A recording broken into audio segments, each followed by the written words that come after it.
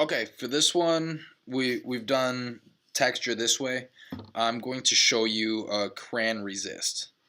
Now, for this, I'm assuming that you know how to use the watercolors. You're not going to take yellow and start to mix it into the blue and mix it into this one and wind up with a muddy mess. I know that you use the yellow, rinse it out in the water, then you can use another color. If you need to change colors, rinse it out in the water.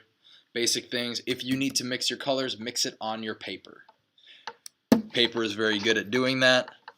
You can just mix it right where you want that color to be, and then it's there. You don't have to worry about cleaning up any other messes.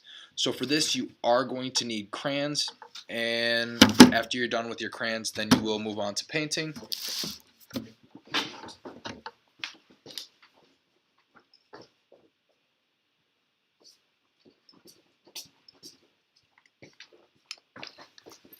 Yeah, I'll make mistakes. I forgot my crayons momentarily. So, I got my crayons. Now it's time for me to add a texture. You know what, just for comparison, I figure I'll do some scales again. I think I'll do them down here over on this edge.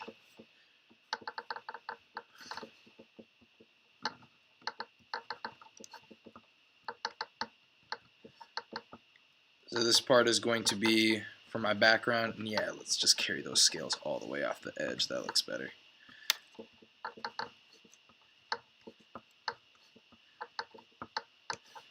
Now when you're doing this, you can switch your colors. Maybe I want to see what purple looks like with this, so I can do some purple scales.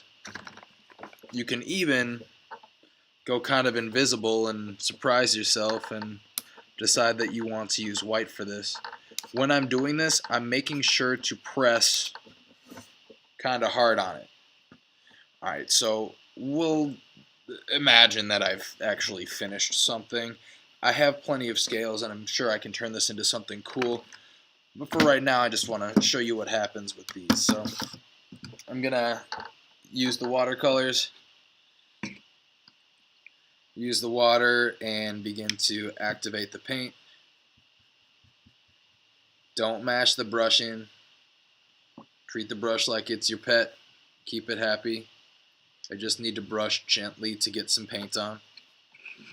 And when I put it on, that paint is not going to cover it up. I'll move you a little bit closer.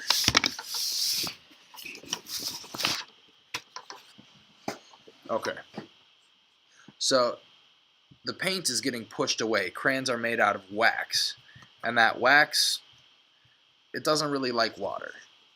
So it pushes water away. And since we're using watercolors, it's pretty much we're painting with water that has a little bit of color in it. So anything I'm putting over top of this,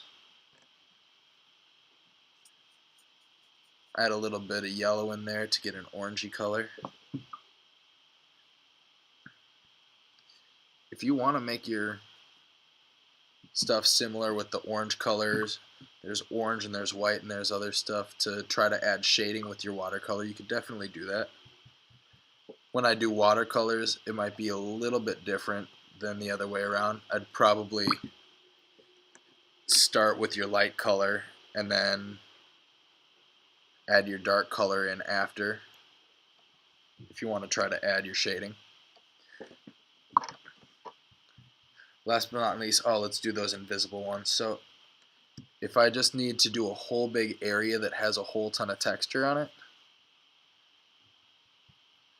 then I can just do it in crayon first, and then I can just paint the whole area with a bunch of paint.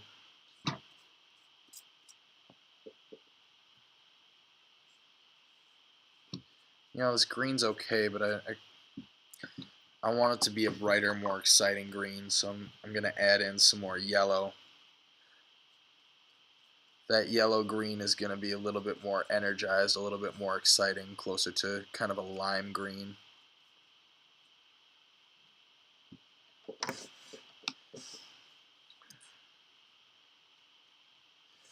And if you do run into problems every once in a while, you do find that some areas will get covered up. Some areas of crayon, maybe the wax just wasn't fighting hard that day. You can go back in and try to add it. Afterwards works pretty well too. So that's the crayon resist. Crayon resist can be very useful for doing really big areas with texture. So if you're doing brick, you might want to do all your bricks with white and then just paint the red over the top, and you'll be able to see where your bricks are supposed to be. So just an idea for how to add texture in larger areas. Crayon resist is great for that. There you go. Hope you enjoyed crayon resist.